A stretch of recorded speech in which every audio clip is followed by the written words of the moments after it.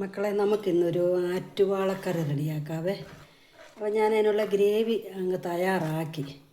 അപ്പോൾ അത് നമ്മൾ ഒരു 10-20 ചുമന്നുള്ളിയും ഇഞ്ചിയും വെളുത്തുള്ളിയും ഇച്ചിരി ഏറെ കരിയാപ്പിലയും ഇച്ചിരി ഉലുവായും എല്ലാം കൂടെ നല്ലോണം വറുത്ത് നമ്മളതിനകത്തോട്ട് മുളക് പൊടി മല്ലിപ്പൊടി എല്ലാം നല്ലോണം ഗ്രേവി എല്ലാം ഒന്ന് മൂത്ത് കഴിഞ്ഞ് തണുത്തപ്പോൾ നമ്മളതൊന്ന് അരച്ച് എടുത്ത ഗ്രേവിയായത്.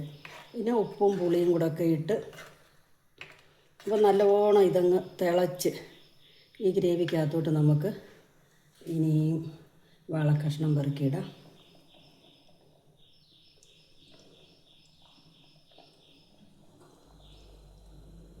പിന്നെ നമ്മൾ എല്ലാവരും ഇടുമോയെന്ന് അറിഞ്ഞില്ല, ഞാൻ ഒരു ഇച്ചിരി കുരുമുളകും കൂടെ ഈ ഗ്രേവിക്കകത്ത് ചേർത്തിട്ടുണ്ട്. നല്ലോണം കരിയാപ്പിലയൊക്കെ അരച്ച് നാടൻ വെളിച്ചെണ്ണയ്ക്കകത്താണ് നമ്മൾ.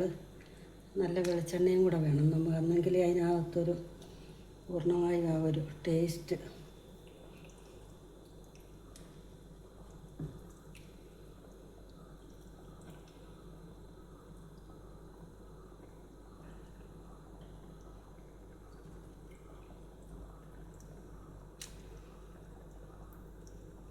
എല്ലാവരും ഇതുപോലൊന്ന് ഉണ്ടാക്കിയൊക്കെ നോക്കിയിട്ട്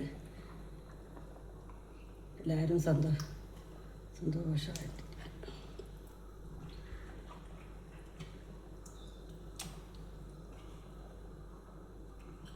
നമ്മുടെ മീനെല്ലാം ഇട്ട് നല്ലോണം തിളച്ച് ഇനി ഇതൊന്ന് വെന്ത് കുറുകി വരണം. പിന്നെ നമുക്ക് ചെറിയൊരു പരിപാടിയും കൂടെ ഉണ്ട്.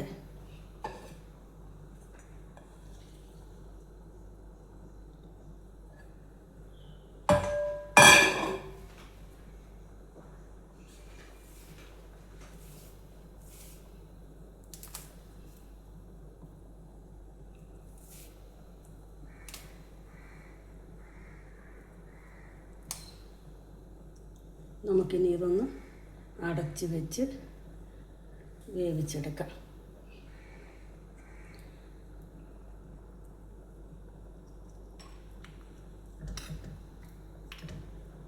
അരപ്പ് തിളച്ച് വന്നപ്പോൾ നമ്മൾ ഉപ്പും പുളിയൊക്കെ ഒന്ന് നോക്കിയായിരുന്നു.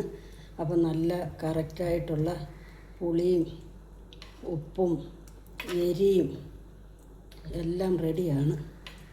ഇനിയിപ്പോൾ ഇതൊന്ന് ഇതൊന്ന് വെന്താൽ മതി.